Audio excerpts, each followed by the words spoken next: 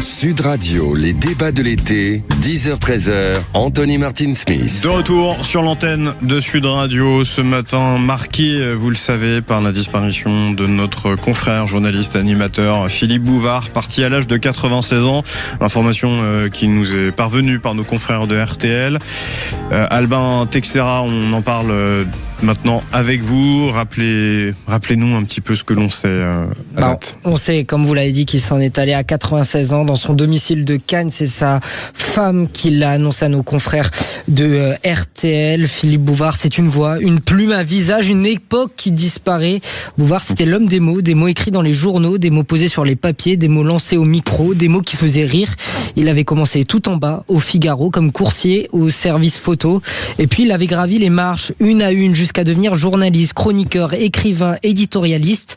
Mais le public lui allait surtout retenir son visage, celui de la radio, les grandes gueules notamment, mais celui de la télévision. En 1982, il crée le Petit Théâtre de Bouvard. Sur ce petit théâtre vont naître de grands destins, les inconnus, Muriel Robin, Mimi Mati, Michel Barnier, Bigard, Chantal Latsou. On peut lister des dizaines et des dizaines de noms, des inconnus qui, grâce à lui, allaient devenir des noms. Bouvard savait les regarder, il savait déceler l'étincelle, le petit quelque chose qui ne s'apprend pas.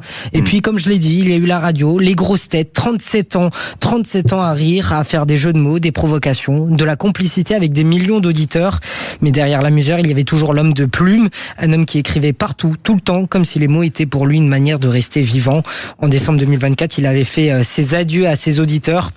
Aujourd'hui, c'est nous qui lui disons au revoir. Au revoir Philippe Bouvard. Vous avez fait rire plusieurs générations, vous avez révélé des talents, vous avez raconté votre époque. Et maintenant, cette voix va se perpétuer chez tous les Français. Merci Albin Texera. On reviendra avec vous à partir de 11h justement sur la disparition et les réactions autour bien de Philippe Bouvard. On rejoint sur le plateau pour notre premier débat, enfin d'ailleurs tous nos débats. Vous allez rester quand même messieurs, pas juste pour un seul. Mathieu Bacchialonnet, bonjour. Salut Anthony, bonjour à tous. Vous êtes président et fondateur de M2B Conseil. Adrien Hall qui revient, avocat au barreau de Paris, bonjour. Bonjour à tous, bonjour Anthony. Vous êtes aussi, je crois, conseiller municipal dans le 17e. Exactement, 17e arrondissement de Paris. Et puis Philippe Bouriaki. Bonjour Revenu Anthony. de vacances. On se demandait si vous alliez revenir un jour. Ah, j'étais bien. C'était très bien. Vous êtes conseiller municipal à Orly, vous êtes aussi conseiller régional et 3e vice-président de France Écologie. La question que nous posons ce matin et que nous vous posons aussi sur les réseaux sociaux, vous nous appelez également au 0826 300 300 sur la candidature hier totalement imprévue, messieurs, de Raphaël Glucksmann. On ne s'y attendait pas, je crois. Théâtre. Théâtre, oui. Qui du coup annonce se lancer dans la course. On n'est pas dormi. La présidentielle, vous allez nous raconter Dans un instant. C'est un peu comme la venue du Père Noël. La question qu'on se pose, c'est savoir s'il peut faire mieux que Benoît Hamon en 2017. 6,36%, ça c'était bien son résultat à l'élection présidentielle, ou Anne Hidalgo 1,75% en 2022. Je racontais cette anecdote que j'ai retrouvée sur les archives en préparant l'émission, qui avait notamment cette blague à l'époque qui disait que même le prix du gasoil faisait plus. Mathieu Bacchialonnet, peut-il faire mieux que Anne Hidalgo en 2022 ? C'est toujours compliqué de comparer des élections qui n'ont et des époques qui n'ont rien à voir entre elles. Normalement, il y a deux choses. Premièrement, il y a un espace qu'il essaye d'occuper, qui est l'espace peu ou prou de la social-démocratie et de la gauche républicaine, qui a un petit peu disparu. Ça, c'est une chose. Le problème, c'est mon deuxième point, c'est que aujourd'hui, je ne vois pas bien ce qui le différencie, par exemple, d'un Gabriel Attal. Si Gabriel Attal est candidat, donc son score dépend un peu aussi de la configuration et des candidats qui seront sur la ligne de départ. On voit que, et je le déplore pour le coup, à gauche, la prime va quand même beaucoup à Jean-Luc Mélenchon pour l'instant dans les sondages, où il y a quand même une tendance de vampirisation de l'électorat de gauche, sûrement peut-être par vote utile. Donc, pour résumer, je pense que Raphaël Glucksmann a un espace. Le problème, c'est qu'il n'est pas seul. Et puis le troisième point, mais ça je pense qu'on aura l'occasion d'en parler, c'est que pour faire une bonne campagne, il faut du charisme et du dynamisme et des idées, et que pour l'instant, je ne me prononcerai pas sur ces 3 points. Adrien Roule, est-ce que Raphaël Glucksmann, c'est un peu le Gabriel Attal de la gauche, sachant que Gabriel Attal était au Parti Socialiste avant de rejoindre Emmanuel Macron. C'est un objet médiatique. Clairement, Raphaël Glucksmann, pour moi, c'est clairement un homme de slogan. Donc en soi, il est assez proche de Gabriel Attal. Après, pour moi, il est quand même beaucoup plus à gauche. Gabriel Attal, on va pas se le raconter. J'ai écouté attentivement Gabriel Attal est plus à gauche que Glucksmann. Non, Glucksmann, pardon. Ouais. Glucksmann est plus à gauche que Gabriel Attal. Gabriel Attal fait un virage CNews Bolloré depuis quelques jours. Bon, c'est sûr que on a écouté. Il parle de taxation en permanence. Raphaël Glucksmann, c'est pas forcément le credo de Gabriel Attal. Donc, on est sur un produit qui est beaucoup plus à gauche que l'autre. Pour l'instant. Pour l'instant, en tout cas. Parce que moi, j'ai souvenir d'un certain Manuel Valls qui se disait de gauche, qui est arrivé au pouvoir et qui d'un seul coup s'est droitisé. Est-ce que le pouvoir ne droitise pas ? Bon, c'est une autre question. Ouais, c'est une question presque difficile de répondre. Mais je pense que c'est le réel qui peut vous droitiser, et c'est pour ça que le pouvoir d'une certaine manière va vous droitiser, parce qu'on le sait, la gauche est souvent un peu dans des théories fumeuses, et une fois qu'on les confronte à la pratique, d'un coup, ça marche beaucoup moins bien. Donc c'est ça, je pense, qui vous droitise.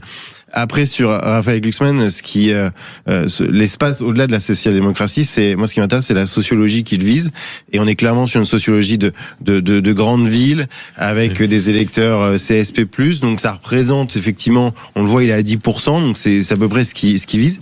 Mais je vois pas bien comment il va pouvoir élargir son socle, alors que quand on regarde les gros candidats, c'est-à-dire Jean-Luc Mélenchon, Marine Le Pen ou même Édouard Philippe, qui sont ceux qui sont les plus hauts dans les sondages, ils arrivent à allier un socle populaire et un socle de grande ville à la fois. Et pour l'instant, il manque le socle populaire à Glucksmann, qui permettra de décoller et à mon avis de faire un vrai score. Pour l'instant, il est mesuré, selon les différents instituts de sondage, entre 10, maximum 14%, ça dépend aussi beaucoup des scénarios. C'est pas encore très clair.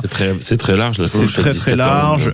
Benoît Hamon, 5 mois avant, en 2016, avant l'élection des primaires, était quand même, lui, crédité de 13 à 16%. Donc, ils sont pas si loin que ça. Philippe Bouriaki, est-ce que c'est un scénario qui se répète entre Raphaël Glucksmann et Benoît Hamon en 2017? Non, parce que pour l'instant, la bagarre n'a pas commencé. Et les couteaux sont en train de s'aiguiser.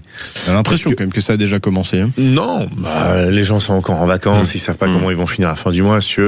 En vérité, le prochain président de la République, je crois que le Français moyen aujourd'hui s'en colle le coquillard. Ouais, je suis d'accord. Voilà, quand il passe à la pompe à essence, parle-lui de ce que tu veux, mais surtout pas de politique, parce que c'est un coup à prendre des tomates.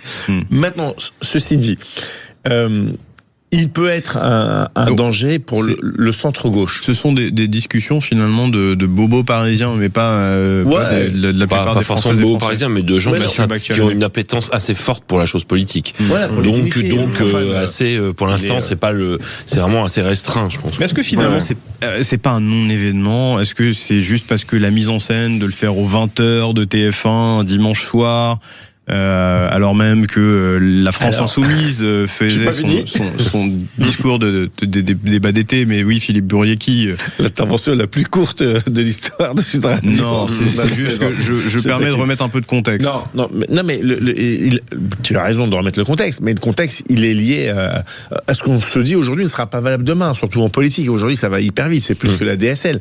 Ce qui se passe, c'est que il y a l'élection présidentielle, mais il y a aussi ce qui va arriver derrière, la cantine derrière, ce qui s'appelle les législatives.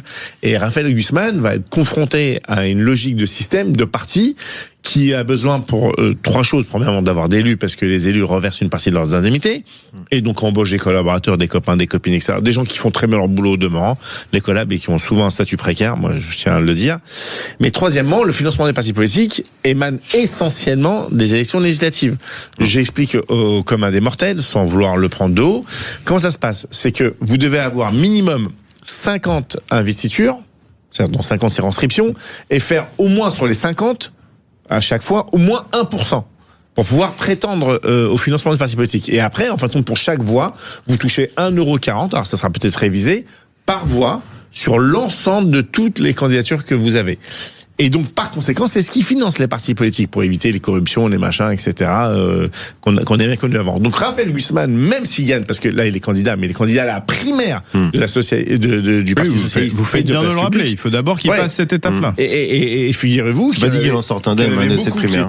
Qui était prévu grand gagnant de la primaire comme Manuel Valls, et c'est Benoît Hamon qui a gagné. Benoît Hamon était beaucoup plus sur une ligne beaucoup plus à gauche. Il a gagné, Benoît Hamon, à l'époque, à 58,7%. Complètement. Mais Benoît Hamon était quand même beaucoup plus à gauche sur l'idéologie, et même encore maintenant, que celle de Raphaël Glucksmann. Raphaël Glucksmann, s'il gagne, il sera un danger pour le centre-gauche et même le centre-droit, parce que c'est ce qu'on appelle la social-démocratie. Il peut dépasser ce clivage. Mais figurez-vous que Jean-Luc Mélenchon va être bien clair avec les bien sûr, socialistes. bien plus proche. Anne Hidalgo en 2022. En revanche, elle était favorite d'emblée et elle était créditée de plus de 60% d'intention de vote. Elle a fini à 72%. Mathieu Bachelard. Rappeler ce que disait Philippe, très intéressant sur le financement. Et d'ailleurs, préciser que si Raphaël Glucksmann participe à cette primaire, c'est aussi parce qu'il a besoin de l'argent du Parti socialiste, qu'il en reste quand même un peu pour faire campagne. Parce que faire campagne, Adrien a raison, c'est un produit médiatique, mais pour faire une campagne présidentielle, il faut un parti, il reste quand même quelques militants au PS, avoir quelques relais dans l'opinion, il reste quelques cadres, quelques porte-parole, et surtout avoir l'argent, parce que faire une campagne sans argent, c'est très compliqué. Il faut que les cadres du PS le suivent, même s'il gagne. Ce qui est pas, et vous aviez raison tous les deux de dire que c'est pas fait. Il peut Philippe rappelait à juste titre que souvent les favoris des primaires sont pas à la fin les vainqueurs, et de dire que, vous savez, il y en a vu à droite aussi. Il y en a un qui attend et qui aimerait bien. Il peut être un Juppé de la gauche, hein. Ce qui peut fait une campagne un peu de deuxième tour, rassemblement. C'est ça. Ou alors ce qui peut se passer, c'est qu'il y ait une primaire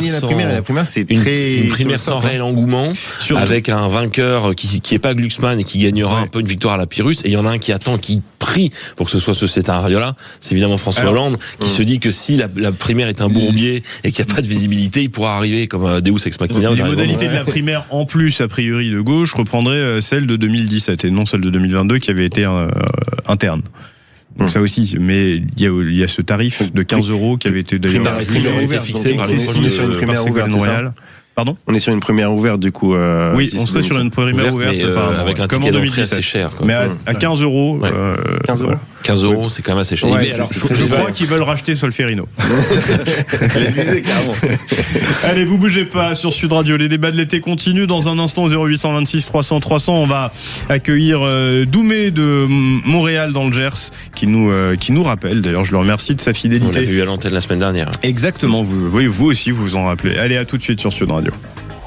Sud Radio, les débats de l'été, 10h-13h, Anthony Martin-Smith. De retour avec vous, chers amis, auditrices, auditeurs de Sud Radio, au 0826 300 300. Dans un instant, on a Doumé de Montréal, dans le Gers, qui va venir sur l'antenne nous donner son point de vue sur la question qu'on se pose. Est-ce que Raphaël Glucksmann peut faire mieux que Benoît Hamon en 2017, 6,36% à l'élection présidentielle, ou Anne Hidalgo, 1,75% en 2022. On en débat aussi avec mes amis autour de la table, Philippe Bourriaki, Mathieu Bachelonnet et Adrien Hall.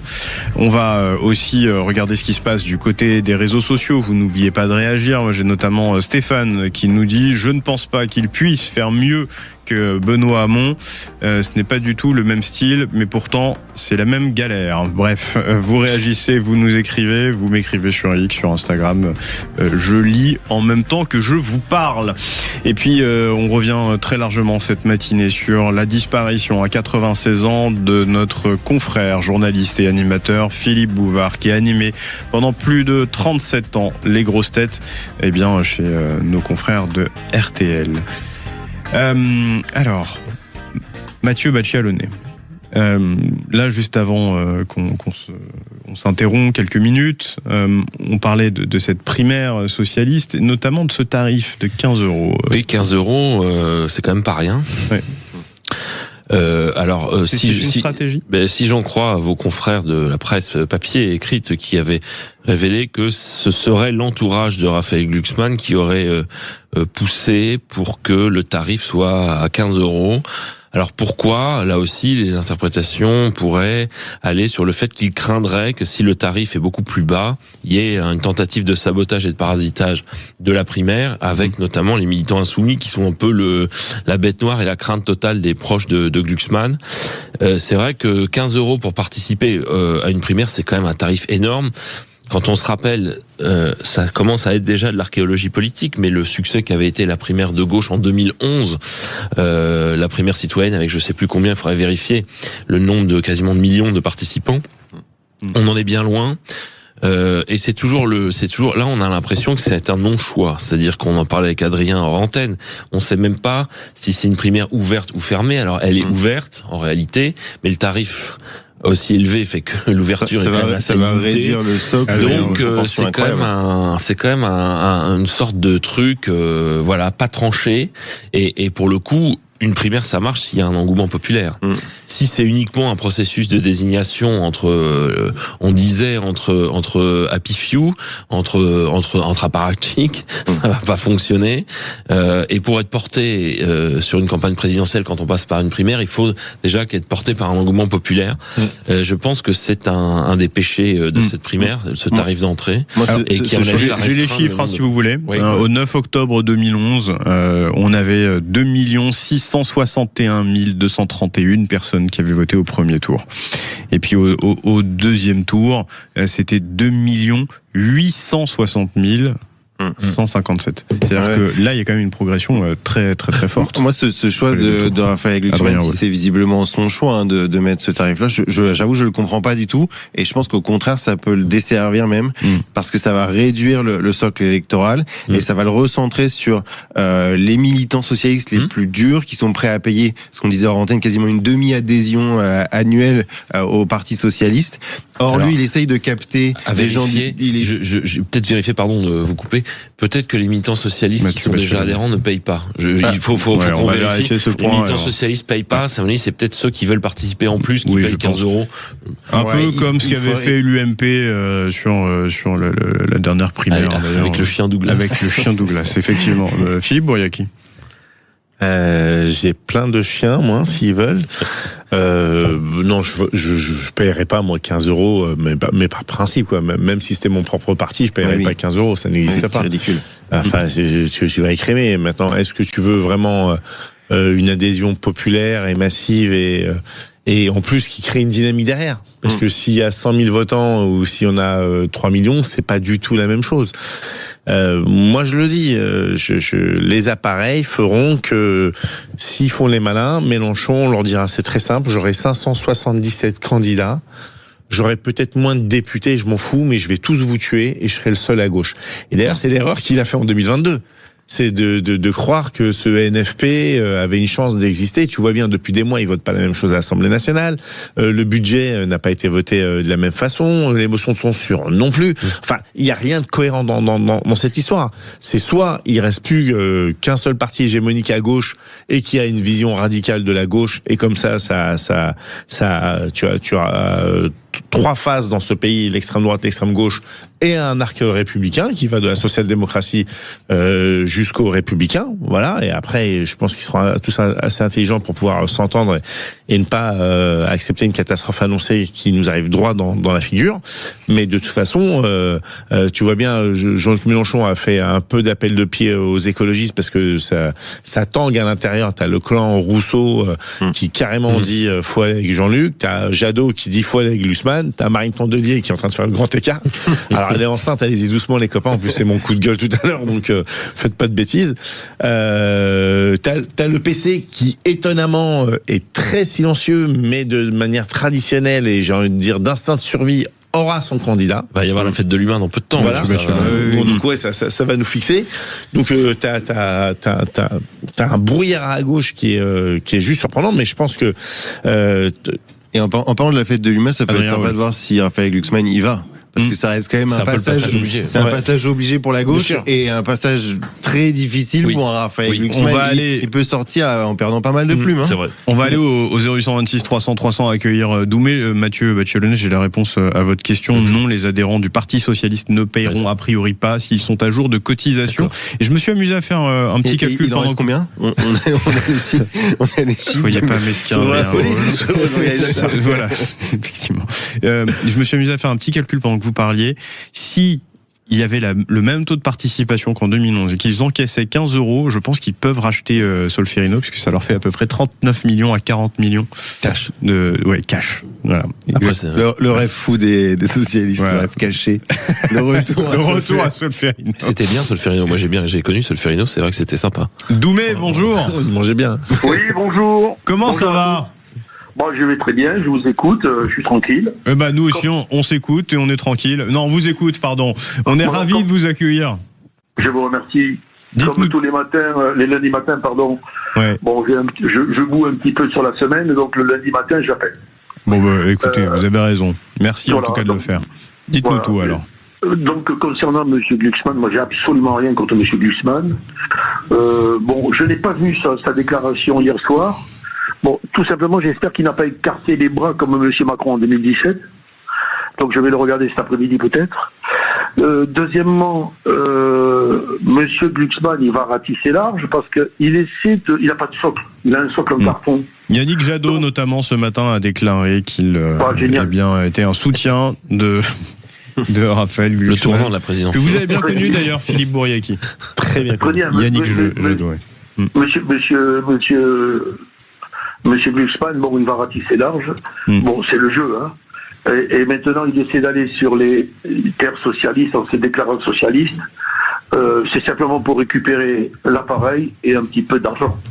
Voilà. Alors, je vous écoute en même temps par rapport à ces 15 €. C'est ridicule.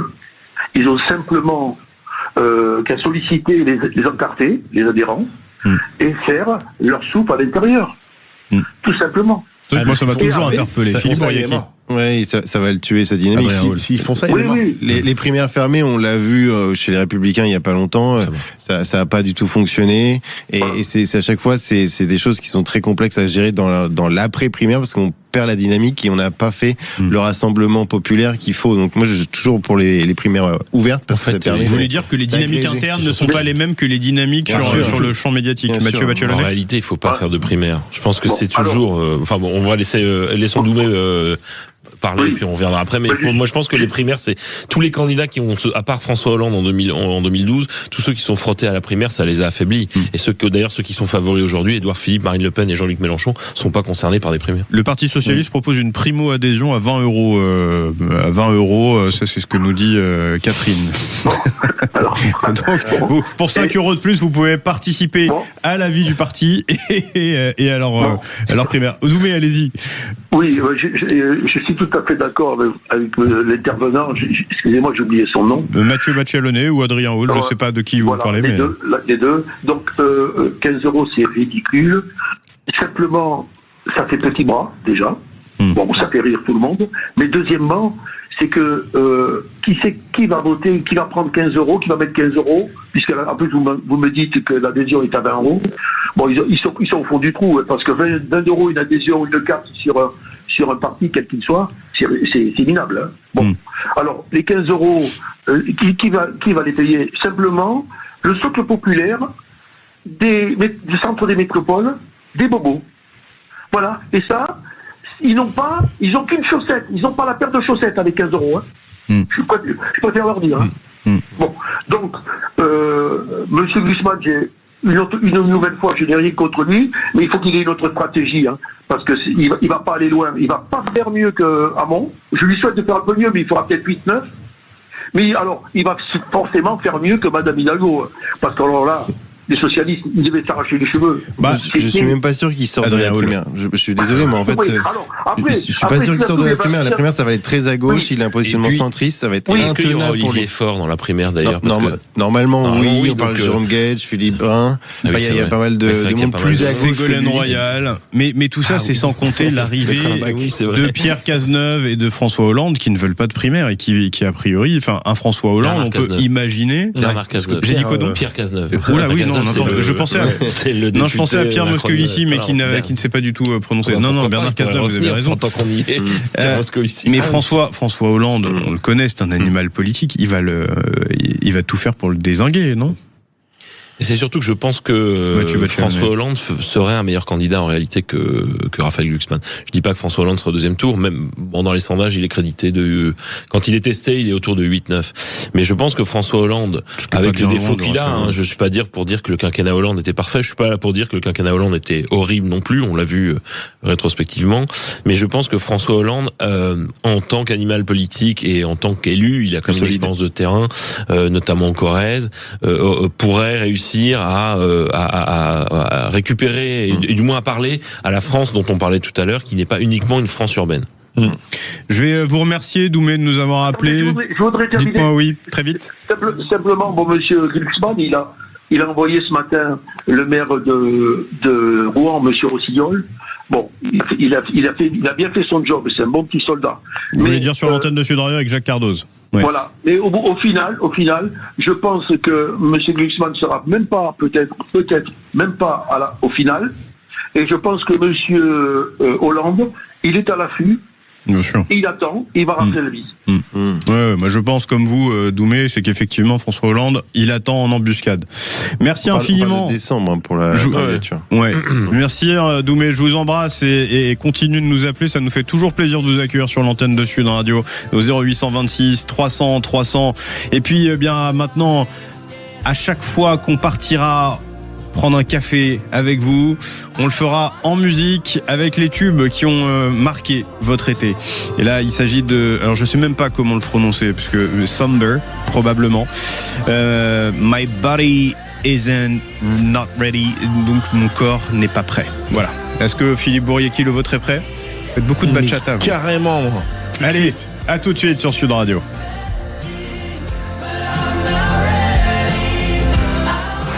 Sud Radio. Débat de l'été, 10h-13h, Anthony Martin Smith. De retour sur l'antenne de Sud Radio, vous réagissez, vous êtes très nombreuses et nombreux à le faire et je vous en remercie au 0826 300 300 également sur les réseaux sociaux. Albin Texera, Philippe Bouvard, disparu ce matin à l'âge de 96 ans selon les informations de nos confrères de chez RTL. Exactement, c'est sa femme qui l'a annoncé. Philippe Bouvard est mort ce lundi à 96 ans à son domicile de Cannes et avec lui toute une figure médiatique française qui disparaît. Bouvard, c'était évidemment les grosses têtes, 37 ans à la tête de cette émission qu'il considérait lui-même comme l'une des plus grandes réussites de sa vie, une aventure commencée en 1977 et qui l'aura accompagné pendant plusieurs générations, mais qui n'a pas toujours été un long fleuve tranquille. Diverses tensions avec les directions jusqu'à cette rupture, souvenez-vous, en 2000 où Christophe de Chavannes prend le relais pendant quelques mois avant de refaire revenir Philippe Bouvard à l'animation des grosses têtes jusqu'en 2014 avant de laisser la place à contre-cœur à Laurent Ruquier en 2014. Mais Philippe Bouvard, ce n'était pas seulement la radio, c'était d'abord un homme de presse. Il commence au Figaro comme coursier au service photo avant de gravir tous les échelons, journaliste, éditorialiste. Il décrira pour Paris Match, Le Point, François, parce que Bouvard avait une passion, écrire. Et puis il y a aussi la télévision. En 1982, le petit théâtre de Bouvard, ce petit écran devenu Grand Boulevard, Les Inconnus, Muriel Robin, Bigard, Mimi Mati, tant de futurs talents y ont fait leur premier pas dans la vie. Bouvard avait ce don, ce regard, cette lumière pour voir derrière lui un rire, une future carrière. Et puis il y avait le cinéma. Souvenez-vous de ce générique. Oh là là, oui. Eh oui, L'aile ou la cuisse, Philippe Bouvard y a joué dedans, où il joue son propre rôle, ce rôle de journaliste star des années 70 et 80, où forcément il y a cette séquence culte. Ah, cher monsieur Bouvard, vous m'avez proposé plusieurs fois d'être l'un des invités de votre émission. Tous les coups sont permis. Oui, c'est vrai, mais vous m'avez toujours refusé. Cette fois, j'accepte. Oh, fantastique, il ne manquait plus que vous à mon palmarès. Mais à une seule condition. Je veux être opposé à Tricatel. Il n'y a pas de problème, Tricatel contre Duchemin. On va faire sauter tous les indices d'écoute. Seulement, est-ce qu'il acceptera ? Philippe Bouvard savait faire rire, mais surtout il y avait un travailleur infatigable, une plume, un journaliste, un observateur des Français et de leurs petits travers. Il avait 96 ans. Au revoir, monsieur Bouvard, vous quittez la scène, mais pas notre mémoire. Au revoir. Salut l'artiste, Philippe Bouvard. grand monsieur de la radio, du théâtre, de la télévision. Et puis un point sur les réseaux sociaux. Merci Alvin Texera. Avec vous, Alexandre Saint-Etienne, qu'est-ce que ça nous dit sur Facebook, X et surtout sur la page YouTube de Sud Radio? Écoutez, c'est notamment en tant que père des grosses têtes qu'il est célébré, avec Ness qui nous dit les grosses têtes avec son rire si particulier, ou encore Jacques qui nous parle du petit théâtre, mais également Nathalie, un peu plus piquante, qui nous explique un homme cultivé, pas comme les pantins d'aujourd'hui qui font la propagande du gouvernement. Bon, merci beaucoup Alexandre Saint-Etienne. Et puis continuez de réagir. Philippe Bouvard n'était pas non plus connu pour son irrévérence vis-à-vis du pouvoir en place. Oui, c'est sûr. Allez, on va s'intéresser à maintenant une autre question. La question de cet épisode à Ceuta avec cette vague migratoire très importante. Est-ce que la question de l'espace Schengen doit s'inviter dans notre élection présidentielle? Si là aussi ça vous fait réagir, vous nous écrivez sur les réseaux sociaux de Sud Radio et puis au 0826 300 300 vous continuez de nous appeler. Mathieu Batchialonnet, est-ce que la question de l'espace Schengen est devenue une question que toutes et tous doivent se poser là autour de la table et de l'échiquier politique? Alors c'est une question importante. On peut pas je pense que la plupart des partis politiques ne peuvent pas faire l'autruche et doivent apporter une réponse sur l'immigration, mais qui doit être un thème comme un autre. En revanche, penser que c'est la priorité absolue des Français et que l'électeur lambda a comme attente principale la question de Ceuta et de Schengen, ce serait une erreur. Je pense que on en parlait tout à l'heure, mais la campagne n'est pas encore lancée. Mais lorsqu'elle sera lancée, les Français, ce qu'ils veulent, c'est des réponses au pouvoir d'achat, c'est des réponses à comment vivre mieux. Je crois qu'on va parler tout à l'heure du décrochage économique de la France depuis les années 2000 qui devient moins riche. Je pense que c'est surtout ça les sujets. Je me méfie lorsque l'immigration est exploitée à des fins politiciennes, surtout lorsque l'on voit les candidats qui sont dans le débat public aujourd'hui. Donc je pense que c'est un sujet important qu'il faut traiter de manière apaisée, sans tabou, en confrontant la position actuelle sur Schengen, elle est devenue intenable. Ça fait quand même des années qu'on voit que Schengen c'est devenu un peu la passoire et la porte d'entrée abusée par tous les courants migratoires. On se souvient des grandes vagues migratoires qui venaient du Moyen-Orient après l'effondrement notamment de la Syrie ou de l'Afghanistan, et on se souvient aussi des terroristes qui sont passés dans ces vagues migratoires grâce à Schengen. C'est pas forcément Schengen directement parce qu'ils ont un double contrôle à passer, donc c'est pas forcément le cas. Mais oui, mais la question s'est posée. Mais une fois qu'ils sont rentrés en Espagne, il y a quand même un sujet. C'est pas qu'une question d'immigration, c'est une question de rapport à l'Union européenne. Bien sûr. Et la liberté de circulation. Un peu taquin, les LR n'ont pas toujours été sur une ligne profondément souverainiste. Mais la question vis-à-vis des traités européens elle se pose puisque l'Italie avait décidé de fermer ses frontières à tous les ressortissants. En tout cas, qui viendraient d'Espagne, dans l'espace Schengen. C'est bien ça quand même qui est remis en cause. Ouais, c'est ça. Ils avaient fait ça pour les ressortissants qui n'étaient pas européens, pour ceux qui sont espagnols et qui venaient en Italie. Par contre, ils pouvaient passer. Et d'ailleurs, cette proposition de Mélanie m'a fait regarder un petit peu ce qui existait ailleurs dans le monde entre la solution Schengen qui consiste à laisser passer tout le monde une fois que vous êtes sur le territoire européen, ou alors fermer de façon rigide, totale, avec visa à chaque fois. Et je me suis rendu compte qu'il existait une frontière qui, à mon sens, peut être un modèle pour l'Europe, qui est en fait la frontière entre le Canada et les États-Unis. Vous avez un contrôle complètement allégé pour les Canadiens ou les Américains qui veulent passer. Mais dès l'instant où vous n'êtes ni l'un ni l'autre, là, vous avez un contrôle renforcé. Et donc, vous avez ce jonglage entre un contrôle renforcé et un contrôle allégé pour permettre aux gens de passer, ce qui permet un contrôle des frontières plus régulier, plus précis, alors qu'actuellement, on voit c'est la porte ouverte. Et quand on est face à des gouvernements comme le gouvernement espagnol qui a choisi de mettre une politique de frontières quasiment ouverte, on est obligé de revenir à des solutions un peu plus rigides, parce que Schengen, c'est évidemment la liberté de circulation à l'intérieur des frontières européennes, mais c'est aussi le contrôle des frontières extérieures. Et quand on a un État qui ne joue plus son rôle, moi je suis désolé, mais l'accord ne tient plus vis-à-vis de Mais du coup, l'Espagne. sur ce sujet qui est là, mais sur d'autres, ça pose la question qui est plus importante, qui est le rôle de l'État-nation et la capacité des États-nations au sein de l'Union européenne à faire valoir leurs droits sur ces choses-là. Bien sûr. Et donc à réussir à s'imposer. Ils ont pris un engagement qui était d'assurer le contrôle des frontières extérieures. Boyaki, on l'a pas entendu encore. La pyramide énorme, le problème il est là. Quelle Europe on a voulu? Premièrement, on n'a pas voulu de celle-ci, mais bon, elle nous est imposée de fait. Vous faites référence au référendum de 2005. De Maastricht?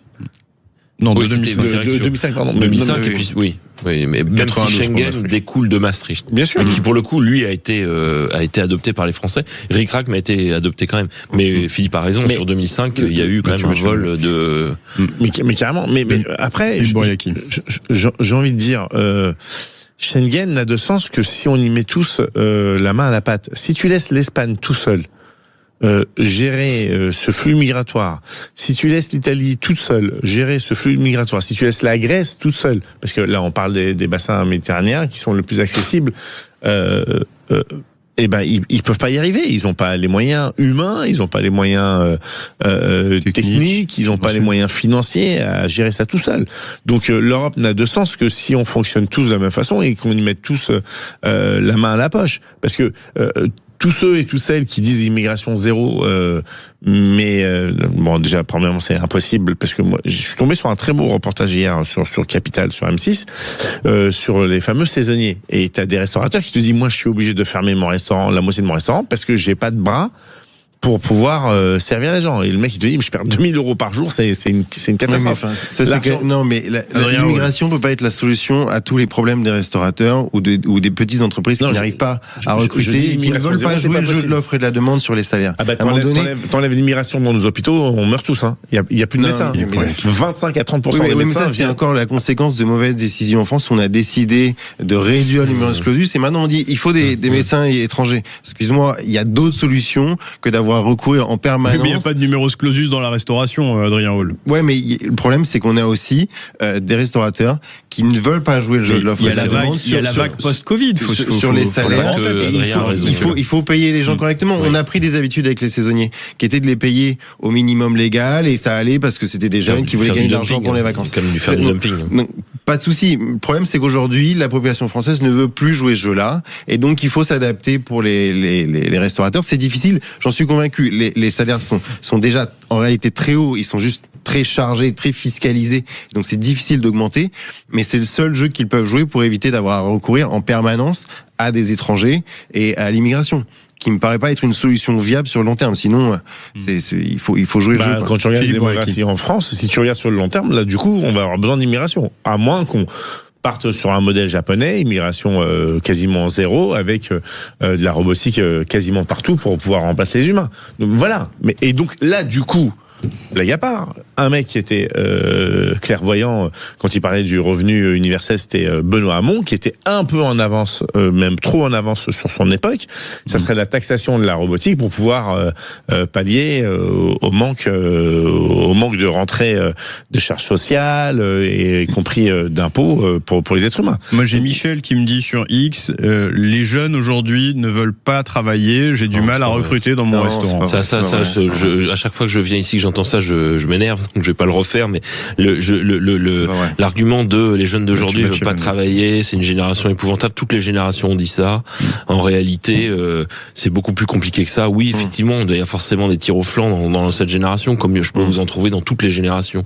Donc dire que les jeunes d'aujourd'hui veulent pas travailler, je supporte pas ça, et c'est très réducteur et c'est faux.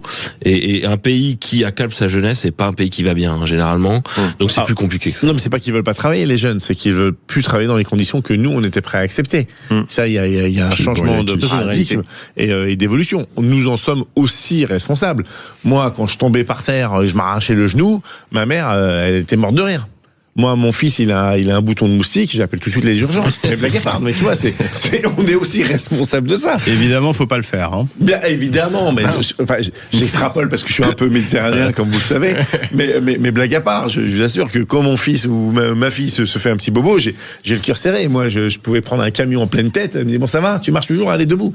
C'est une autre génération, c'est une génération un peu plus rude, plus rugueux, qui fait que on a l'impression Mais en même temps, à juste titre, il y a eu quand même certains abus, des gens qui se comportent mal. Et puis il y a aussi le sujet le travail. Enfin, on en parlera aussi après. C'est sur le décrochage. Je pense que c'est un point principal. Le travail paye pas assez aujourd'hui en France. Bien sûr. Pas que pour les jeunes d'ailleurs, mais c'est un vrai sujet. C'est-à-dire que quand on n'a pas le fruit de son travail n'est pas récompensé à juste valeur, ça bouleverse pas mal de. Vous parlez du rapport à la jeunesse. Quand le fruit du travail de la jeunesse est capté en partie par la retraite, ça pose aussi une question de société. Ouais. Allez, on revient dans un instant sur Sud Radio. Vous réagissez au 0826 300 300 sur les réseaux sociaux de l'antenne. On vous attend. Vos réactions nous importent et nous intéressent, chers amis. Sud Radio. Parlons vrai. Sud Radio, les débats de l'été, 10h-13h, Anthony Martin Smith. Oui, les débats de l'été qui continuent jusqu'à 13h, mes chers amis. À 12h40, on recevra Delphine Bateau. On reviendra sur la situation socio-économique, écologique, même de notre pays avec elle. On se pose la question, et on se la pose avec vous, sur Ceuta. Est-ce que la question de l'espace Schengen doit s'inviter dans le débat de notre élection présidentielle? Vous êtes assez partagés autour de cette table. Philippe Bouriaki, Adrien Hall, Mathieu Baccialonnet. Mais vous aussi sur les réseaux sociaux. Et puis vous nous appelez évidemment au 0826 300 300. N'hésitez pas, on vous attend. Et puis la radio libre à partir de 12h15 tout à l'heure. Le moment où on vous laisse parler. Et puis on fait de la radio ensemble. Vous savez, c'est mon moment préféré sur ces débats, même si, mes chers débatteurs, je vous apprécie énormément, mais j'adore débattre avec nos auditeurs.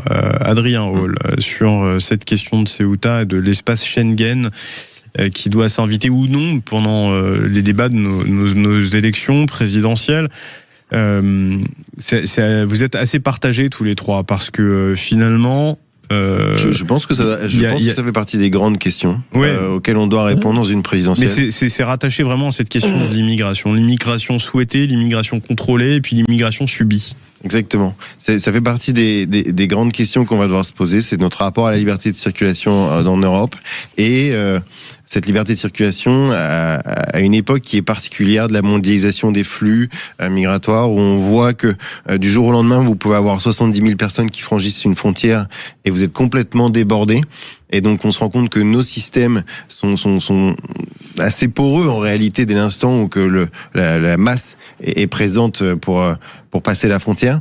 Donc ça fait partie des grandes questions, parce que la question de l'immigration, c'est une question qui est évidemment importante pour les Français. On le sait, dans tous les indices de sondage, elle est présente. Il y a beaucoup de candidats qui en parlent, même la gauche en parle aujourd'hui, essaye de prendre position, alors des fois dans des positions caricaturales, notamment à LFI qui veut des frontières ouvertes. Mais c'est évidemment un sujet qui va devoir être pris en considération.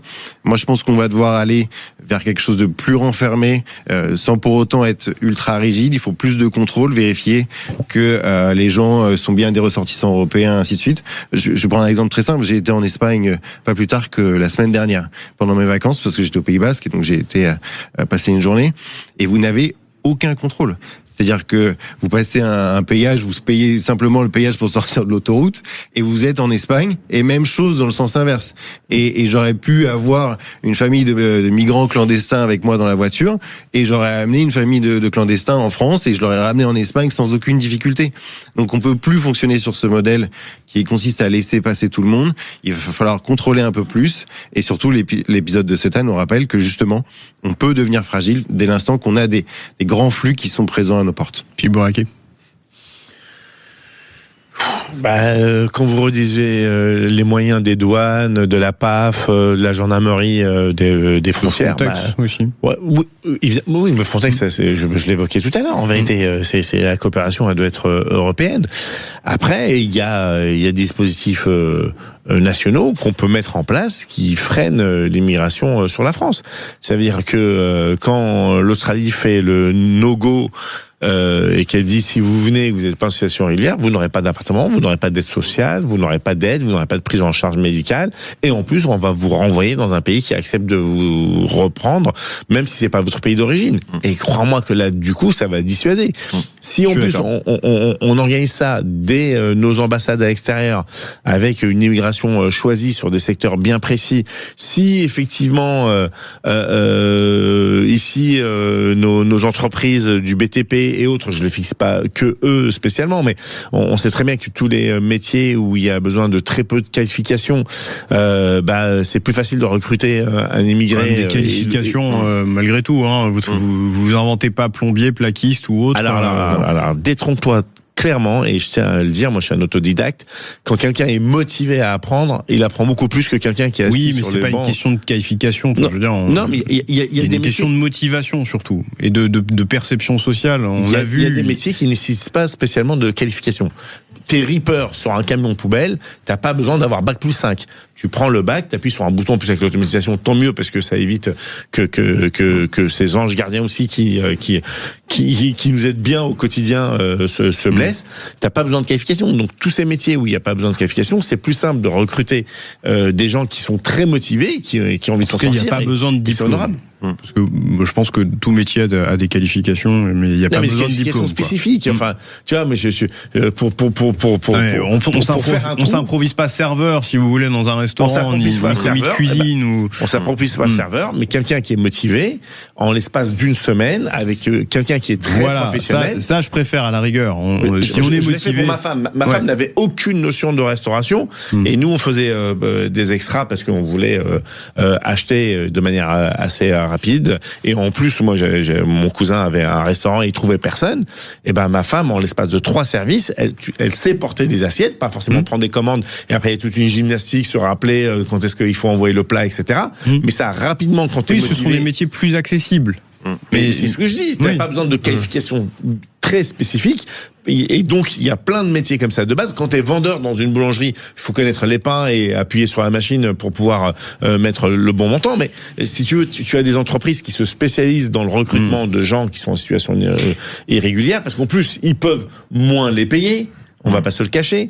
Tu as aussi des restaurateurs qui te payent au minimum, et l'autre partie te le paye en black parce que du coup ils payent moins de charges, mais toi tu cotises moins, etc. Enfin, il y a tout ça qu'il faut prendre. Comment on explique que les gens issus de l'immigration choisissent beaucoup ces filières-là, et que les Français ne se ruent pas dessus, Mathieu Bachialonnet? Il y a quand même. C'est ce que disait Adrien tout à l'heure. Il y a une question de valorisation aussi du travail, de la question de la paye. La question des heures, de la pénibilité, c'est sûr que ce sont des métiers qui sont vraiment très durs et qui sont pas forcément rémunérés à la hauteur alors il y a la question des certains patrons de la restauration qui jouent pas le jeu, hein. Pas tous, clairement. Il y a la question des taxes aussi. C'est sûr que pourquoi la TVA la TVA en restauration a été réduite exprès pour pouvoir. Le secteur de la restauration, malgré, je vais pas me faire des amis auprès des auditeurs qui bossent dans la restauration, mais c'est pas grave. Le secteur de la restauration, malgré les jérémiades de leurs représentants syndicaux et autres, a quand même été plutôt bien traité en France. Philippe le rappelait sur la question de la TVA et aussi sur la question du Covid. Vous vous rappelez qu'il y a quand même eu beaucoup ça, je pense que tout le monde est d'accord pour le dire, Mathieu Bachialonnet. Vous demandez, à mon avis, à Thierry Marx ou à un autre qui est représentant, il va vous dire que ils sont à la rue, qu'ils n'arrivent pas à se payer, que c'est un scandale, que l'État ne fait rien. Je vous fais un peu leur discours. Pas tous. Non, Thierry Marx a quand même reconnu que la période Covid avait été bien gérée, sinon les restaurateurs n'auraient pas pu réouvrir. Malgré tout, ça faut... Là-dessus. Et donc, à mon avis, il y a ce sujet-là. Et puis, Adrien avait raison. Il y a aussi le sujet des cotisations, qui fait que le coût du travail est plus cher en France. Alors, il l'est pour des bonnes raisons aussi. Ça, c'est vrai que c'est un problème qu'on pointe régulièrement. Il est aussi pour des bonnes raisons. C'est-à-dire que même si au salaire minimum, il y a en réalité assez peu de charges. Voilà, il est aussi pour de bonnes raisons. Rappeler que voilà, les cotisations servent aussi pour la retraite, pour la protection sociale, je suis pas pour être libertarien, pour être dans un pays où il y a, voilà. Mais ça, je veux dire, ça explique le fait que les Français peuvent se détourner de la restauration et que du coup, la nature ayant horreur du vide, les restaurateurs se tournent vers une main-d'œuvre disponible, nombreuse et pas chère. C'est aussi des métiers où vous avez peu de perspectives d'évolution. En réalité. C'est juste, il n'y a pas beaucoup de formations possibles. Et donc, vous êtes en réalité dans une espèce de trappe à bas salaire, et une trappe où vous avez en réalité peu de chances d'avoir des responsabilités dans votre carrière future. Et donc, il y a beaucoup de gens qui, conscients de ça, se dirigent vers d'autres solutions, peut-être des fois l'auto-entrepreneuriat, où ils peuvent développer leur activité eux-mêmes, ou alors trouver d'autres opportunités, là où ils pourront grandir, peut-être partir plus bas, mais dans une grande entreprise, je sais pas, par exemple la SNCF ou je ne sais quoi, où ils pourront grimper et prendre du grade et ainsi de suite. Parce que sinon, Il y a cette fameuse carte que nous avons tous, la carte bleue, qui a été ultra violent en restauration. Parce que les salaires de base en restauration sont inférieurs, le SMIC hôtelier est inférieur au SMIC traditionnel. Le nombre d'heures est supérieur. Enfin, tu dis, il y a une anomalie. Mais cette anomalie a été compensée parce que, à l'époque, il y avait du cash et il y avait des tips, du pourboire. Ouais. Ce qui est quasiment plus le cas maintenant. Alors maintenant, les restaurateurs ont trouvé la parade, certaines fois, on peut rajouter au moment de payer par TPE. Mais justement, c'est pas dans la culture. C'est pas dans la culture, c'est pas dans la culture française, c'est plutôt dans la culture anglo-saxonne. Mais il y a un double problème là-dessus. C'est qu'au début, quand t'avais tes tips, enfin au début, à l'époque, quand t'avais tes pourboires, c'était du cash. Donc on faisait ce que tu voulais. Sauf que maintenant avec le TPE, ça vient directement se mettre sur ta fiche de paye. Du coup, ça apparaît, tu dois déclarer. Et des impôts et des charges. Donc si tu veux, les mecs, ils tirent un petit peu la langue. Et blague à part. Et avant, en restauration, t'avais ce qu'on appelle un fixe plus un pourcentage sur les ventes que tu faisais. Donc le type qui faisait 2-3 heures de plus parce qu'il avait une grande table de 15 ou 20 personnes, ils sont tapés le coquillard parce qu'il s'est retrouvé, ce qui est plus le cas. Donc, allez, dans un instant, une poignée de secondes, Mathieu Bachelonnet, vous allez nous parler de votre coup de cœur pour les travailleurs agriculteurs et votre coup de gueule sur les viticulteurs français. Adrien Hall, vous, ce sera sûr l'été de la France Insoumise et les multiples déclarations lunaires qu'on a eu le droit d'écouter au fil de nos vacances. Et vous, Philippe Bourriaquier, un coup de cœur, coup de gueule? Non, ce sera plutôt un coup de gueule contre Marine Tondelier. Ah, bon. Et vous nous appelez aussi au 0826 300 300. Vous réagissez sur antenne de Sud Radio. À tout de suite. Sud Radio, les débats de l'été, 10h-13h, Anthony Martin Smith. Qu'est-ce que je suis content de vous retrouver à chaque fois sur l'antenne de Sud Radio. Et vous, au 0826 300 300, sur les réseaux sociaux également, vous réagissez. Mais vous aussi, Albin Texera, je suis content de vous retrouver autour de cette table. Malheureusement, cette fois-ci, pas pour de bonnes raisons. Avec vous, on va revenir sur la disparition de notre regretté Philippe Bouvard, journaliste, animateur des Grosses Têtes pendant plus de 37 ans, disparu à l'âge de 96 ans. Oui, c'est son épouse qui l'a annoncé chez nos confrères de RTL ce matin. Philippe Bouvard est mort à 96 ans à son domicile de Cannes. Bouvard, c'était l'homme des mots écrits dans les journaux, des mots posés sur le papier, des mots lancés au micro, des mots qui faisaient rire. Il avait commencé tout en bas au Figaro comme coursier au service photo et puis il avait gravi les marches une à une jusqu'à devenir journaliste, chroniqueur, écrivain, éditorialiste. Mais le public, lui, allait surtout retenir son visage. D'abord, celui de la télévision. En 1982, il crée le Petit Théâtre de Bouvard.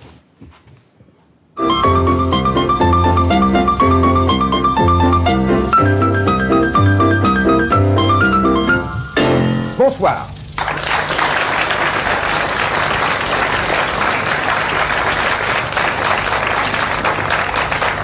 C'est aujourd'hui samedi, alors les choses sont un peu plus simples, un peu plus mélodieuses aussi. On fait de la musique, on chante. Ce petit écran devenu grand boulevard, car oui, le Petit Théâtre de Bouvard était devenu un classique qui avait révélé des Muriel Robin, Mimi Mati, Michel Barnier, Bigard, Chantal Latsou, Laurent Baffy, tant de vies. Ils étaient presque inconnus en entrant sur son plateau, ils en ressortaient avec un nom, un public, un micro. Et puis, tant qu'on en parle du micro, ben oui, il y a la radio, bien sûr, les Grosses Têtes chez nos confrères de RTL, 37 ans à la tête de cette émission qu'il considérait lui-même comme l'une des grandes réussites de sa vie. Mais derrière l'amuseur, il y avait toujours l'homme de plume, un homme qui écrivait partout, tout le temps, comme le relatent ses proches, des mots qui résonnent aujourd'hui chez de nombreuses personnalités qui lui rendent hommage. Par exemple, Laurent Ruquier qui dit que je suis très fier d'avoir pu croiser sa route et de faire vivre son bébé, qui est les Grosses Têtes, ou encore Jean-Pierre Foucault qui dit c'était un personnage incontournable, même le milieu politique lui rend hommage. David Lisnard, Jordan Bardella, Valérie Pécresse, tous lui rendent hommage. Merci beaucoup, Albin Texera. Je vous dis à demain, Albin, 10h. Mais bien sûr, à demain. Merci en tout cas pour ces points. C'est très plaisant de vous accompagner toute cette matinée. Mais c'est comme tous les jours. Comme tous les jours. Mais pour nous aussi, Albin, grâce à vous, on est un peu plus intelligent chaque jour. Merci infiniment. Merci à vous. Alors, On revient avec vous, mes amis, Philippe Bouriaki, Adrien Hall et Mathieu Bachialonnet sur bien vos regards sur l'actualité. Vous, Mathieu, c'est sur les agriculteurs et sur les vendanges. Sur la période des vendanges, c'était à la fois un coup de cœur et un coup de gueule. Le coup de cœur pour... alors les vendanges ont commencé dans la plupart des vignobles français et ça a commencé très tôt, beaucoup plus tôt que dorénavant, enfin que d'ordinaire plutôt. Autrefois, vous savez, on avait l'image des vendanges qui commençaient mi-septembre, au moment où il y avait les premières feuilles morts dorées d'automne qui commençaient à tomber. Et là, maintenant, il y a des vignobles où ça a commencé déjà depuis une dizaine, voire une quinzaine de jours. Donc j'ai même lu bien avant, des d'ailleurs. vendanges qui ont commencé dans le sud début août, qui ont commencé en Champagne. Quand j'étais étudiant, je le faisais justement en Champagne. Je les faisais au début septembre. C'est ça. Et là, les vendanges ont commencé en Champagne, notamment au sud de l'Aube, à côté des Bars. Il y a déjà plus de 10 jours. Alors donc c'est le coup de cœur pour c'est les vendanges, rappeler cette tradition qui se perpétue avec des viticulteurs qui chaque année essayent de donner le meilleur d'eux-mêmes. On parlait des fleurons français, la vigne et le vin à consommer avec modération évidemment, sinon vous allez avoir l'Arcom sur le dos. Oui. C'est bien de vous ramener à la loi à consommer avec modération, mais ça fait quand même partie des fleurons du patrimoine français et notamment ça nous rapporte encore quelques devises à l'export. Donc un coup de cœur et un coup de chapeau aux viticulteurs français, à tous les vignerons qui se bougent et aux nouvelles générations qui arrivent à faire des merveilles avec des nouvelles appellations et des nouveaux terroirs. Rappeler, mais ça Adrien pourra en parler encore mieux que moi, de ces moments qui sont formidables pour les jeunes, pour les étudiants qui vont côtoyer, y compris des gens qui viennent de la ville, qui vont côtoyer pendant quelques jours un environnement rural, un travail physique et puis une ambiance assez particulière. Un brassage social total. On parlait de travailleurs étrangers, vous avez beaucoup de gens qui viennent de Pologne, de Roumanie aussi, pas mal de Roumains aussi. Moi j'ai rencontré des gens que je n'aurais certainement pas rencontrés dans ma vie quotidienne. Une ambiance un peu service militaire en fait. Exactement, ça vient de tous les côtés. Il y a des gens qui font des extras par rapport à leur job habituel, parce que des fois ils travaillent de nuit. Moi, je me souviens par exemple d'un monsieur qui était videur et qui la journée venait faire les vendanges à Champagne. Oui, boîte de nuit exactement. Et à la journée, il venait faire les vendanges Champagne pour gagner un peu plus. Et donc on rencontre beaucoup de gens. Par contre, on va se dire les choses, c'est très très difficile. Alors voilà, justement, malheureusement, c'est pour ça c'est très exigeant et surtout avec les conditions. Moi, j'ai fait 10 jours à la tâche. Malheureusement, les vendanges ont été endeuillées justement hier parce qu'il y a un jeune de 17 ans qui a trouvé la mort dans le Beaujolais. Alors, je ne veux pas s'exprimer là-dessus parce qu'il y a une enquête qui est en cours, donc on ne peut pas savoir, mais rappeler qu'effectivement, il peut y avoir certaines fois, je dis pas que c'est le cas dans le Beaujolais, on ne le sait pas, mais il peut y avoir certaines fois quelques manquements de la part des employeurs en termes de droit du travail, en termes de sécurité. Il faut pas évidemment jeter le bébé avec l'eau du bain et jeter l'opprobre sur toute la profession, bien au contraire, mais de rappeler que il y a quand même, malgré le fait que ce soit des embauches éphémères et dans une ambiance un peu festive, il y a quand même quelques obligations qui s'imposent aux employeurs, notamment en termes de sécurité. Et malgré ça, un coup de chapeau à tous les viticulteurs et tous les vignerons de France pour le travail qu'ils abattent à partir de ces semaines. Et pour cet hommage, évidemment, à ces métiers très difficiles. Philippe Bouriaki. Marine Tondelier. Vous savez, celle qui est aujourd'hui à moins de 2% dans les sondages, la candidate de Europe Écologie Les Verts. L'autre Marine. L'autre Marine, oui, une autre Marine est possible. Bon, visiblement, là, c'est mal barré. Par transparence, je rappelle que vous étiez vous-même à Europe Écologie Les Verts et je connais très bien Marine Tondelier. Et j'ai été choqué. J'ai été choqué pour qu'elle puisse exister. Alors un coup, elle essaie d'attaquer Elon Musk.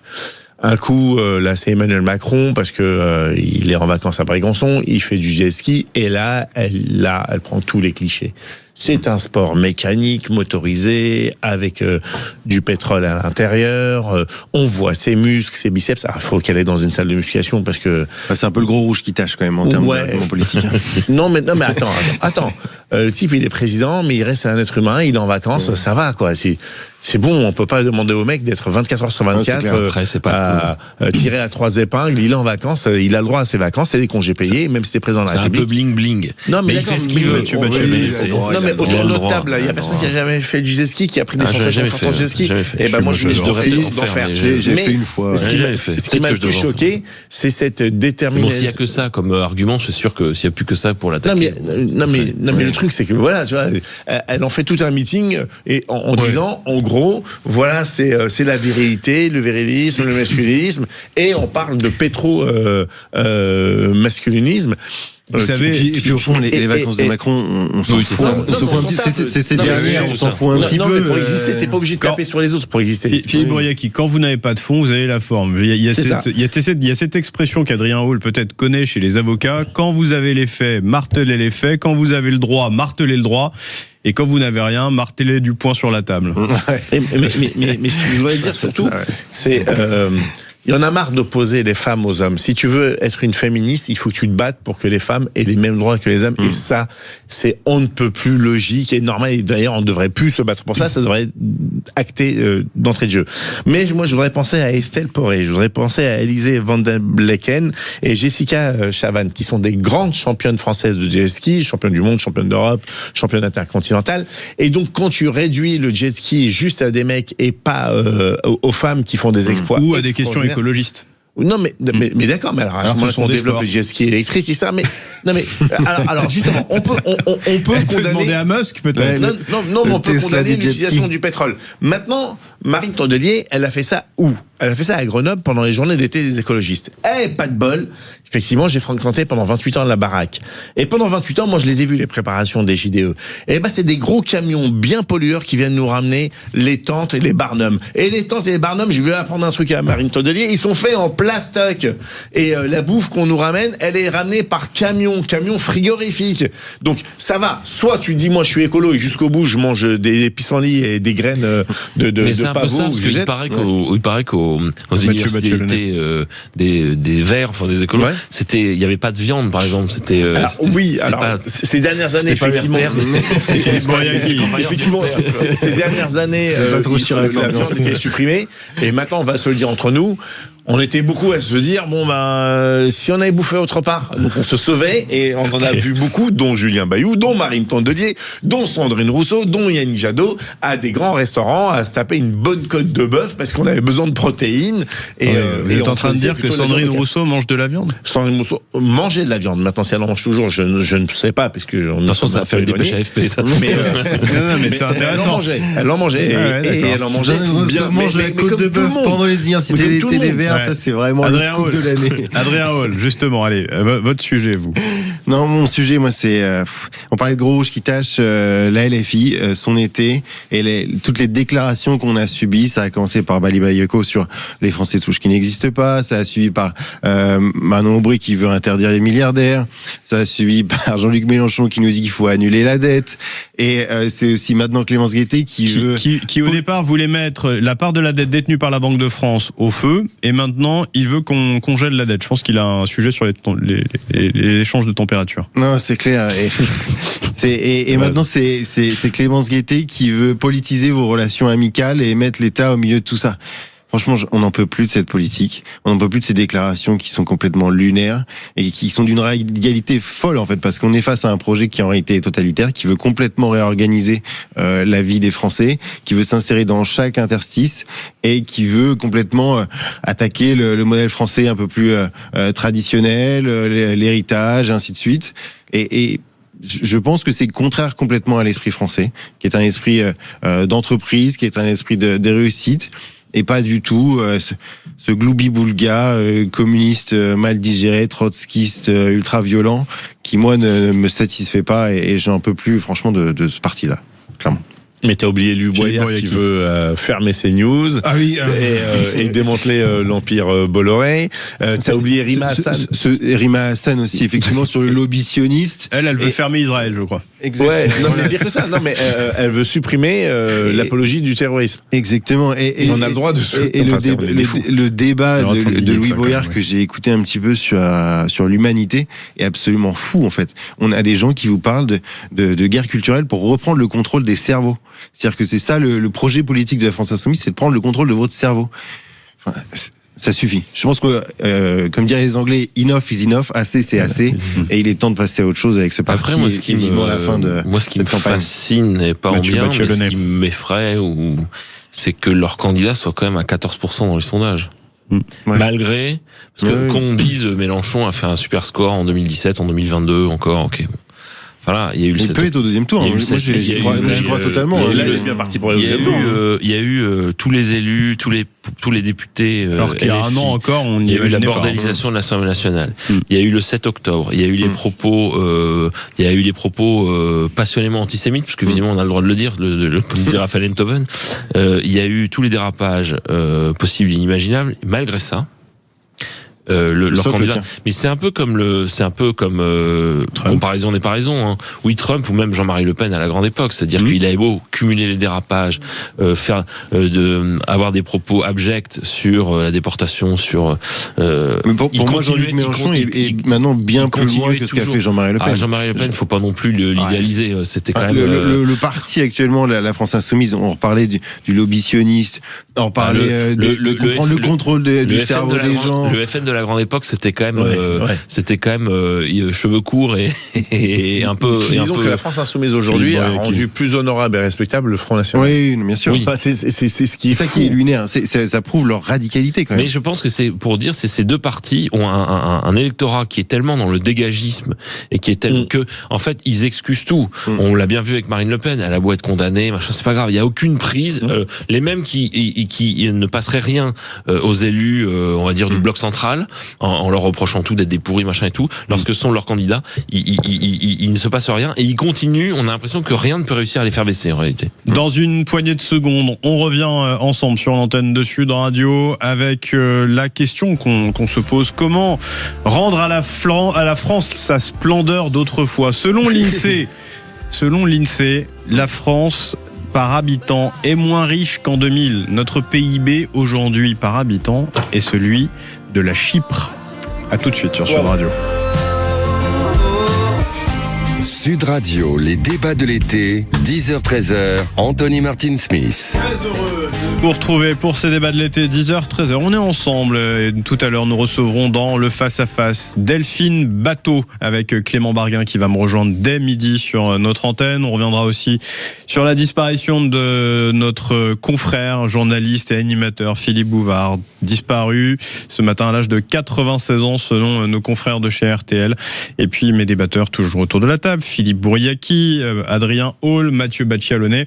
On parle de ce sujet aussi avec vous au 0826 300 300. Comment rendre à la France sa splendeur d'autrefois? En 2000, selon l'INSEE, notre PIB par habitant était supérieur de 15% à celui d'aujourd'hui. Nous sommes plus pauvres de 15%, mesdames et messieurs. PIB par habitant aujourd'hui identique. Et tenez-vous bien, ça fait froid dans le dos quand on y pense, à la Chypre. La France, auparavant, était 15% supérieure à l'Allemagne, notamment économiquement parlant. Adrien Hall, comment on fait là pour redevenir ce pays riche? On est une grande puissance économique, industrielle.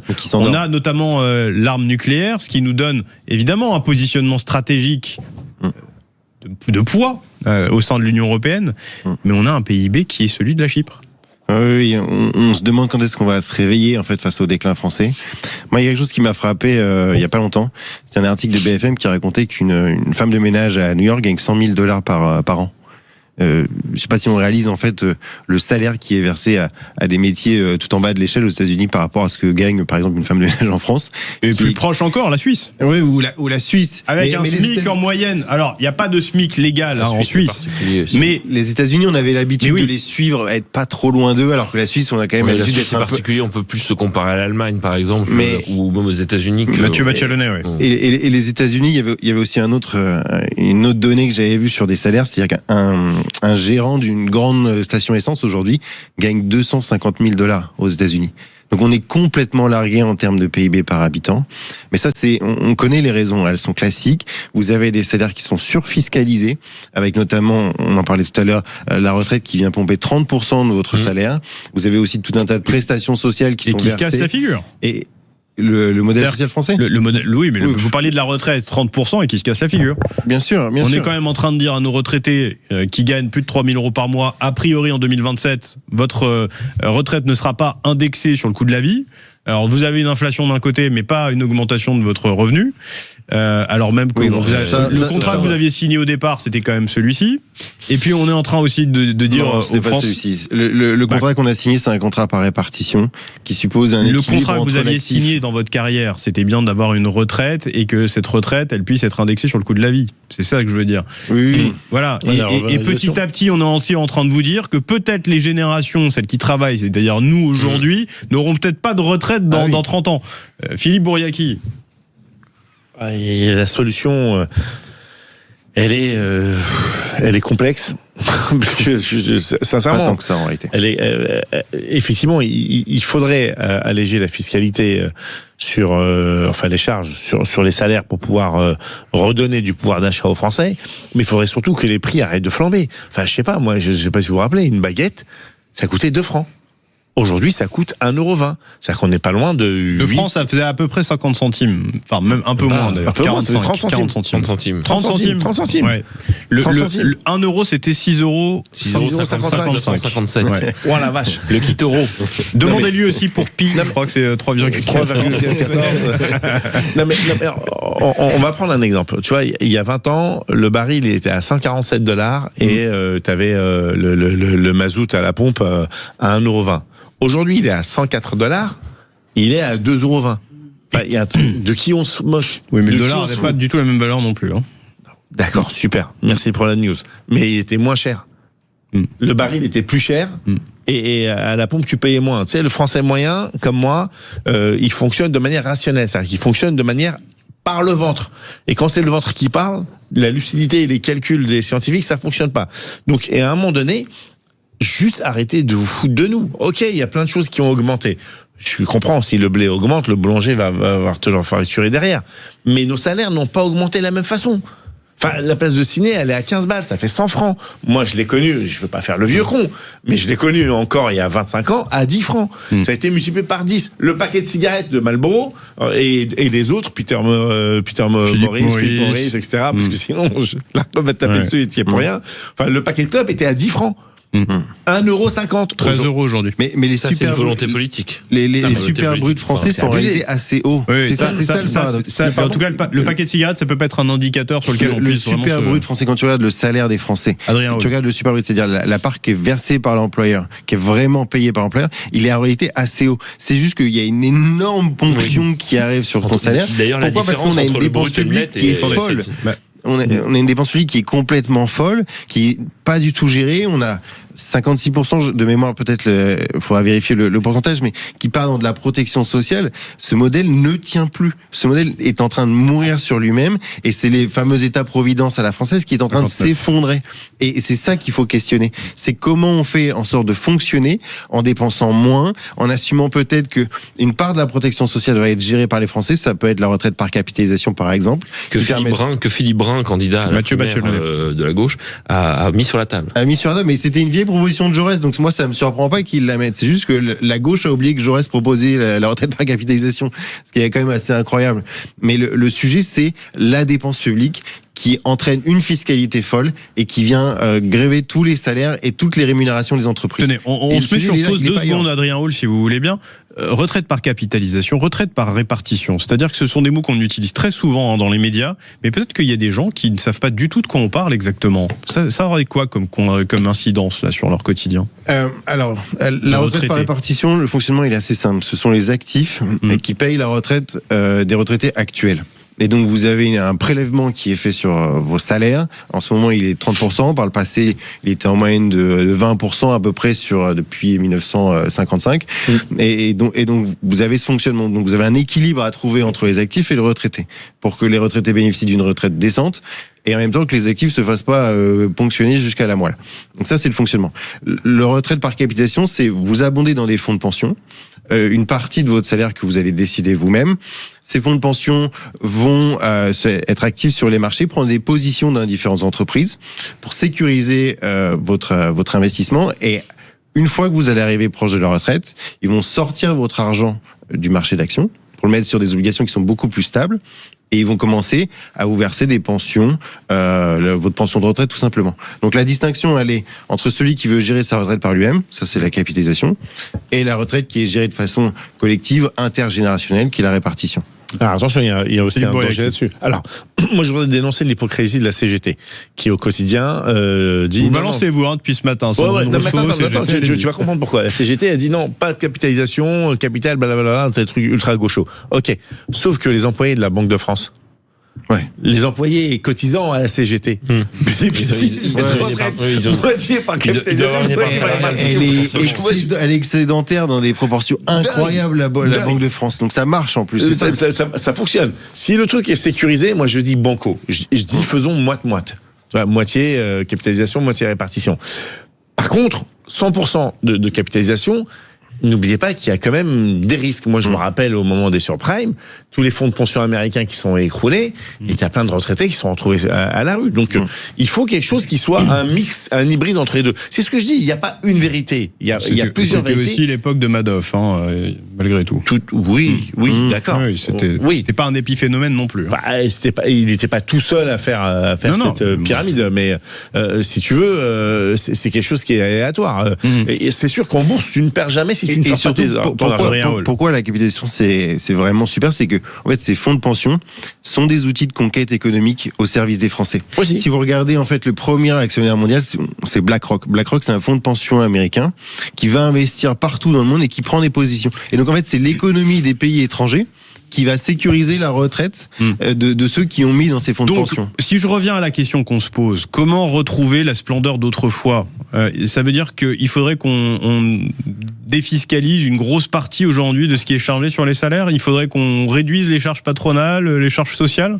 Il faudra effectivement y passer, il faudra réduire la dépense publique. Adrien Hall et Mathieu Bachelonnet. Il faut que les Français réussissent à récupérer un pouvoir d'achat et un niveau de vie qui est plus fort et qui a baissé. On le voit quand on compare avec les États-Unis, bien évidemment, on a décroché. Essayer d'aller passer des vacances aux États-Unis, aller à New York, ça coûte très cher par rapport à il y a 10 ans, par exemple. Aller en Allemagne, vous verrez, l'Allemagne n'est pas non plus, va pas très très bien, mais moi j'y vais assez souvent.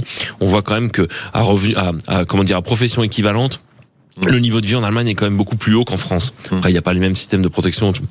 Il y a un sujet qui est important aussi, c'est la question du financement de l'économie réelle. C'est-à-dire qu'il y a un moment où les banques, il va falloir aussi qu'elles jouent un peu le jeu. Quand on voit que des jeunes essayent de monter des boîtes, ont certaines fois des idées, il n'y a pas cette culture en France de l'entrepreneuriat. Il n'est pas très fort. L'Allemagne réussit par exemple pas mal parce qu'ils sont les champions des PME. Ils ont, vous savez, un tissu de PME qui depuis des années est très bien implanté, réussit à bosser à l'international et tout. En France, si vous essayez de faire ça, ça va être très compliqué. Les banques vont financer sans problème votre prêt immobilier si vous êtes fonctionnaire, mais par contre, si vous avez envie de monter une boîte, ça va être très compliqué, ils vont pas jouer le jeu. Et ça joue aussi dans le côté, parce qu'ensuite, c'est un cercle vicieux, la boîte marche, ça embauche et ça permet de faire rayonner un territoire. Les banques sont conscientes que justement les entreprises sont aussi surchargées et ont une fiscalité qui est très importante. Et la dernière chose, à mon avis, dans les dépenses qu'il va falloir un jour aussi réduire, c'est le millefeuille administratif qui est de plus en plus indigeste, avec le nombre d'agences qui ne servent à rien, si ce n'est à vous faire la morale, comme par exemple l'ADEME pendant la canicule pour vous expliquer que de toute façon si vous mettez la clim vous êtes limite un nazi et qui par contre vont avoir l'agence de développement vont avoir un financement public qui est quand même assez énorme. Donc au bout d'un moment il va falloir 100 milliards d'euros les agences. Dans leur bureau. Je ne parle même pas du CESE Allez, merci beaucoup messieurs. Je rappelle Adrien Hall, vous êtes avocat au barreau de Paris, conseiller municipal dans le 17e arrondissement de Paris. Mathieu Bachelonnet, merci aussi, président et fondateur de M2B Conseil. Vous êtes un débatteur régulier sur notre plateau. Philippe Bouriaki, vous êtes conseiller municipal à Orly, conseiller régional Île-de-France, 3e vice-président à France Écologie.